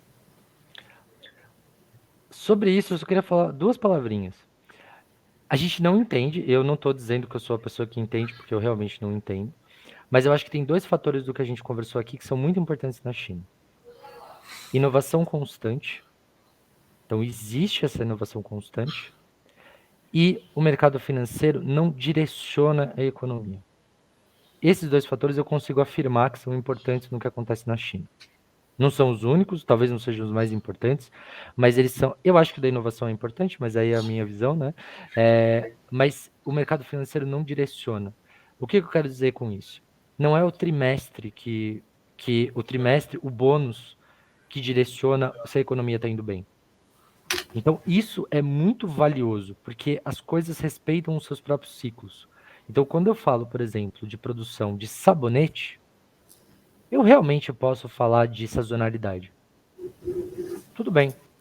Mas quando eu estou produzindo painéis solares, que a China, inclusive, conseguiu produzir, aqueles que são mais competitivos, não são os mais eficientes, mas pensando no custo-benefício, eles são os mais eficientes, são ciclos muito mais longos para eu alcançar uma coisa que ainda não é tão utilizada, e que vai ser, e para lançar uma tendência. Ou seja, é um ciclo muito mais longo nesse caso.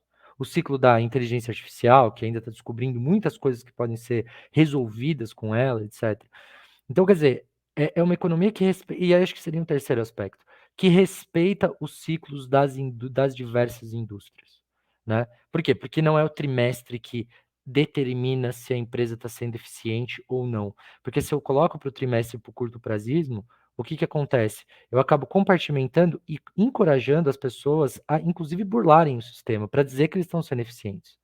Né? Eu não estou dizendo que eles não respondem para trimestre, eu só estou dizendo que isso não é o orientador do sucesso. Né? E isso é um fator, são três fatores que eu diria que são muito importantes no caso chinês. Eu queria trazer uma curiosidade inútil que eu gosto, né? Eu gosto sempre de ilustrar com alguma coisa assim que ninguém acompanha muito. Existe uma tecnologia que a gente não dá valor, mas ela é muito difícil de se fabricar, que é a caneta esferográfica. Uhum.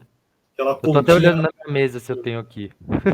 essa pontinha miserável da caneta esferográfica. Ela é muito difícil. Então, assim, se eu não me engano, é Japão, Alemanha, Suíça e Estados Unidos que dominavam isso aí. E a China passou décadas financiando essa pesquisa, gastou milhões de dólares para conseguir, porque faltava essa tecnologia.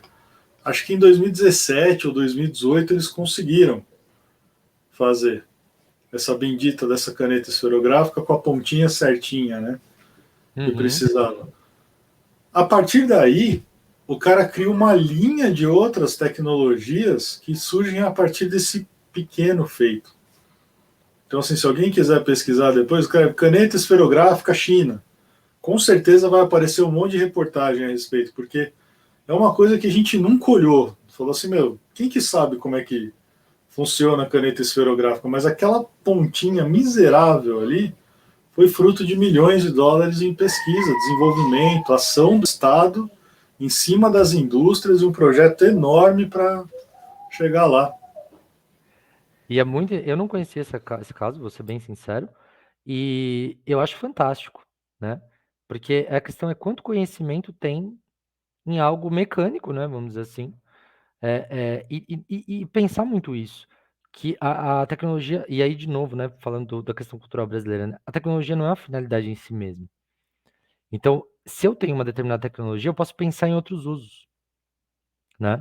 Então, se eu vejo que existem outros usos para aquele mesmo mecanismo, eu tenho que desenvolver isso. Deixa eu E ver isso se eu gera novos consigo. mercados. Isso é muito importante. Isso para a China aliás, não vou dizer só para a China, né? Isso para os Estados Unidos, para vários países europeus com indústrias desenvolvidas, isso é transparente, isso é claro, isso é óbvio, inclusive, né?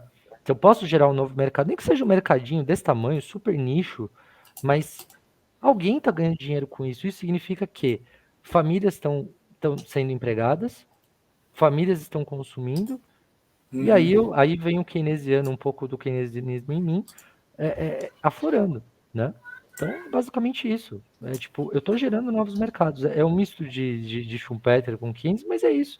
Então, eu estou gerando mais mercados. E que seja um mercado de nicho, que seja um mercado super abrangente e que venda muitos produtos e serviços, que vai ter, tipo, várias centenas de empresas nesse setor. Que seja, né? E eu acho que é essa visão que falta ao Brasil. E nós somos candidatos, talvez aí pela segunda vez, candidatos não, né? Acho que é uma realidade já, à estagflação. Não Pois é. geramos empregos e poderíamos gerar, e temos um crescimento de preços, por quê? Porque estamos sujeitos ao sabor da indústria dos outros países, dos mercados internacionais, e o preço varia por fatores que nós não temos a menor supervisão, nem vou usar controle de novo, a menor supervisão sobre isso. E no caso dos Estados Unidos, existe a desculpa, vamos dizer assim, na década de 70, que isso nunca tinha acontecido. E no caso do Brasil dos anos 80, a gente também tinha desculpa que nunca tinha acontecido aqui, apesar que já viu o exemplo americano. E qual que é a desculpa agora? E agora, desculpa me fazer o papel de perguntador, mas qual que é a Não, desculpa agora? a desculpa quando a gente se encontra nessa situação é sempre terceirizar. É o Great Reset, é o plano globalista, é o mundo que se põe contra, como se o Brasil tivesse essa relevância para o resto do mundo. Essa é a autocrítica que falta, entendeu? Então aí é que tá. O Brasil é um país que não sabe se vender, então a gente gosta de imaginar o Brasil como potência, mas o Brasil não é uma potência. O Brasil hoje luta muito para estar entre as 15 economias do mundo. Então, para o Brasil, estar entre as 15 economias do mundo é um fracasso. 10 anos atrás a gente estava brigando para ser sexto no lugar do Reino Unido. Né? Então, a gente tem que entender o nosso lugar hoje, 2021, fim do ano, a gente tem um PIB acho que igual ao de 2010 na regressão econômica. É Então, ridículo, isso é ridículo, é a gente tem ridículo. muito que cavar, entendeu? E parar de terceirizar a culpa. A culpa não é dos outros, a culpa é nossa, porque o mundo está na mesma barragem lutando pela sobrevivência ali. E países menores do que o Brasil em qualquer fator conseguem sair melhor. Não vou pegar os primeiro mundão. Vou pegar a Indonésia, vou pegar a Tailândia, vou pegar países que não fazem parte nem do nosso imaginário cotidiano, Uhum. mas Só uma que estão coisa, aí. Indonésia tem uma população maior que a do Brasil, isso é importante frisar. Mas num Não é monte maior em de física. ilhazinha, né? Esparsa, assim, é um inferno aquele lugar cheio de ilha, vulcão, preocupado com terrorismo, com outros fatores que a gente não precisa nem pensar a respeito. Então, os países em volta, eles têm dinâmicas tão diferentes, alguns em guerra civil, alguns pensando em outros formatos de governo e condução econômica, e a gente aqui com, sabe, muito mais condição do que eles, não fazendo nada. Eu vou mandar o link depois aqui na edição do vídeo, vou colocar o link da reportagem dessa história da caneta. Vou ler só um pedacinho aqui, ó. A Por China é favor. a maior fabricante de canetas do mundo, com 3 mil empresas dedicadas à atividade, e que durante anos teve que importar as peças. As pontas estrangeiras são patenteadas e por isso as companhias chinesas tinham que desembolsar 17 bilhões de dólares para importá-las, o que contribuía para reduzir a margem de lucro dos empresários. Tá bom? Então, a partir Caramba! desse avanço aí, ó, 17 bilhões de dólares, o cara já vai economizar ali. E eu tenho certeza que eles vão exportar e eles já devem estar exportando, né? Deitando, com certeza. É muito, Então, muito alucinante. Esses números são alucinantes por uma coisa tão pequena. a pontinha da caneta esferográfica. Esse é o exemplo que. É sempre um exemplo inútil desses daí que ilustra qualquer teoria. Que no fundo você consegue rebater um argumento falacioso com a prática, né? Então, A gente pode teorizar, mas assim, o cara que sente a inflação no bolso agora, ele não quer saber a teoria, ele quer saber, cara, por quê, quando, como e aí? O que vai acontecer? O que eu faço? Então, a última provocação que eu vou fazer é o seguinte: o senhor foi lá, sentou na cadeira do Paulo Guedes amanhã, fim do ano. Aham. O que você ia fazer com a macroeconomia, cara? Nossa, essa pergunta ela é bem complicada, hein? Porque você foi específico, você falou com a macroeconomia. Com a macro, não, não vou entrar na micro, eu quero saber da macro. Então, assim, você vai lá e vai vilipendiar a autonomia do Banco Central do Brasil, vai fazer uma reunião ali, vai sentar e vai falar: aqui estão os rumos da política macroeconômica para 2022. Tá, perfeito.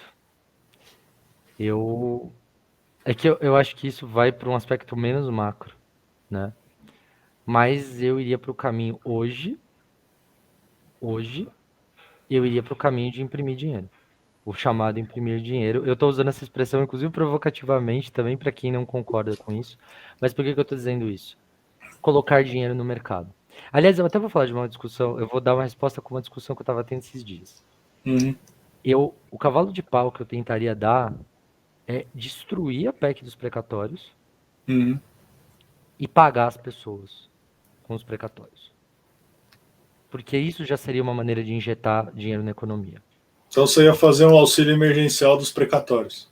É basicamente o seguinte, a gente E vai pagar. antecipar os pagamentos e botar dinheiro para girar. Desculpa, e a palavra antecipar ela é bem irônica, né? Porque na verdade Não, essas pessoas estão esperando há muito você tempo, ia, né? você ia É, só pegar os que estavam vivos ainda, né, e pagar. e pagar as famílias também dos que já foram, infelizmente, que tristemente não receberam o dinheiro que deveriam ter recebido.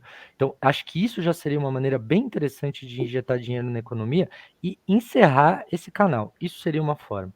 A outra seria imprimir dinheiro mesmo, que seria fazer o auxílio emergencial. Com certeza fazer o auxílio emergencial. E vamos dizer com o quê? Com que dinheiro? Aí vem toda uma questão que eu precisaria discutir sobre Estado e que dívida pública não é dívida privada, não é dívida familiar, isso é um outro conceito, é muito diferente o funcionamento disso, mas isso é uma outra discussão. Mas de qualquer maneira, você perguntou o que eu faria, Uhum.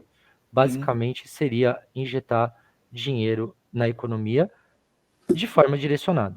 E Tá. escolheria alguns setores principalmente para fazer isso, mas pagar as pessoas que têm que receber do Estado, isso sem dúvida, auxílio emergencial para os mais vulneráveis e colocar dinheiro por meio do sistema bancário para empresários, para atividades direcionadas. Num primeiro momento, que aí é uma longa discussão de quais atividades seriam, mas Mas assim, basicamente eu faria essas três coisas. então você levantou a bola para mim de novo com 1 hora e meia de conversa. Eu não vou alongar, mas eu vou deixar uma sugestão então do livro que eu estava falando antes de gravar a conversa, do André Lara Rezende, que fala justamente a esse respeito. Para quem tiver dúvida, eu vou botar aqui um quadradinho, chama Juros, Moeda e Ortodoxia. É esse livro aqui, ó. Onde ele aborda essa questão da emissão. Ele aborda usando o caso prático da crise de 2008 e as consequências que existiram naquela época, onde bilhões, trilhões foram emitidos, injetados, e não se verificou o efeito inflacionário que todo mundo esperava. E a partir daí ele puxa um gancho teórico profundo. Ele é um acadêmico, um conhecedor do que ele está falando, então ele não é um palpiteiro. Eu acho que quando a gente embasa as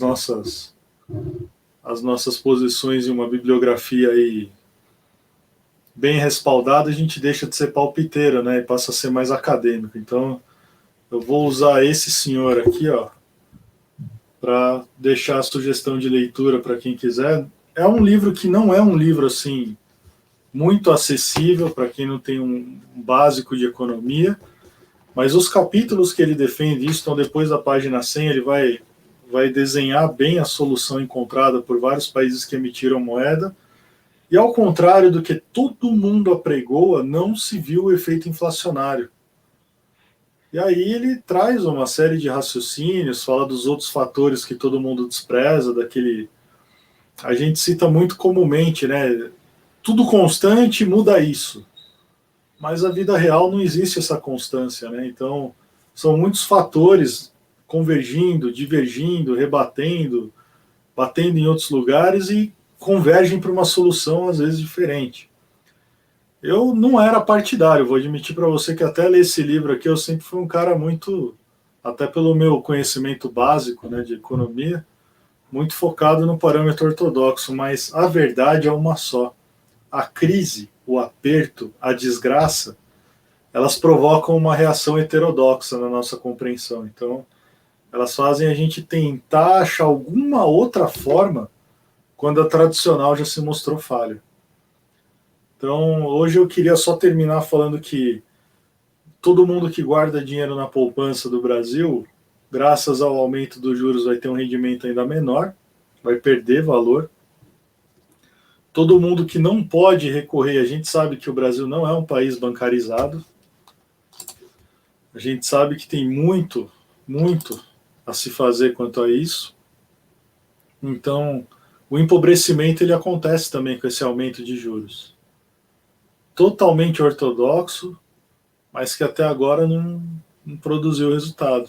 Só empobrecimento e falta de acesso. E provavelmente não vai produzir. Então, Provavelmente não vai produzir nenhum resultado, a não ser continuar enriquecendo quem investe em determinados títulos que dependem desse índice, né? e E aí, essas pessoas vão ser beneficiadas. vão. E eu vou fechar com a tua previsão, porque quanto mais eu aumentar os juros, menos acesso eu dou à população em geral às coisas e depois eu posso aumentar o benefício. Então, vamos guardar esse finalzinho aqui para ver se o auxílio emergencial vai para 600, 800, 1.000. E aí nós vamos ver aquele cara que antes reclamava dos R$ 77 do Bolsa Família, achando bonito a população agora ter um salário mínimo de renda fixa. Uhum. Aguardemos, né? Aguardemos. Vamos ficar com essa previsão e nos cobrem depois, porque eu concordo integralmente com ela, tá? Vamos aguardar para ver se isso vai acontecer. Então, de novo, cara, queria te agradecer muito. Assim, eu sei que você conteve muito do seu academicismo aí, te agradeço, entendeu? Para todo mundo conseguir acompanhar, entender. Mas assim, eu nesse finalzinho aí eu realmente fiquei com gosto aí de ter que continuar. Então a gente vai fazer uma nova sobre emissão de moeda, imprimir grana, para conversar a respeito só de imprimir grana. Daí eu prometo que eu não vou ficar rebatendo as coisas para a história. Olha, se for para você não rebater, eu nem venho. Eu aceito totalmente o convite, mas por favor, rebata. Acho Tá que bom. jogar com quem joga bem é muito bom. Então, por favor, Obrigado. não me poupe nesse sentido. Super aceito o convite de voltar. Estou muito feliz de estar aqui, como eu já disse. E acho que muito importante, só como mensagem final, é basicamente o seguinte: no finalzinho você falou do ceteris paribus. Ou seja, o ceteris paribus ele tira, o tudo constante tira a complexidade. E o nosso debate em nenhum momento se eximiu da complexidade dos fenômenos econômicos. E a gente tem que tratar dessa forma. Complexidade não é complicação, mas a gente tem que respeitar as coisas como elas acontecem, né? E eu estou muito feliz de estar aqui por isso, porque a gente está respeitando o que a gente resolveu tratar da forma que acontece. E provavelmente faltaram aspectos. E tudo bem, porque as coisas têm muitas faces. Então, esse seria o meu recado final. Eu estou muito feliz de tratar as coisas na complexidade que elas são. Obrigado, Luiz, pelo convite mais uma vez e o próximo está aceito já.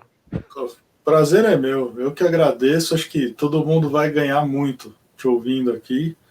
Eu tentei intervir o menos possível, mas assim, é mais forte do que eu, né? Então, o exemplo da mulher do pedágio vendendo sem parar é uma coisa que vai me acompanhar para sempre, entendeu? Porque cada vez que eu ando numa rodovia, tem menos pessoas, menos gente. Então, ela conseguiu, ela chegou no objetivo dela. Provavelmente ela tinha uma meta, mas ela não entendeu o que estava no final daquela meta. Uhum. E para E onde às, ela foi, né? E essa pergunta, para onde ela foi? e às vezes a condução das coisas está acontecendo dessa maneira. A única divergência que existiu aqui entre nós é que eu acho que você atribui muita capacidade para os agentes. E eu acho que eles são um bando de energúmenos, né? Que não fazem a mínima ideia do que eles estão fazendo com o rumo das coisas que eles imaginavam ser simples. Então, obrigado de novo e, cara, vai ser um prazer a gente voltar a debater aqui os temas. Obrigado mesmo. Eu que agradeço.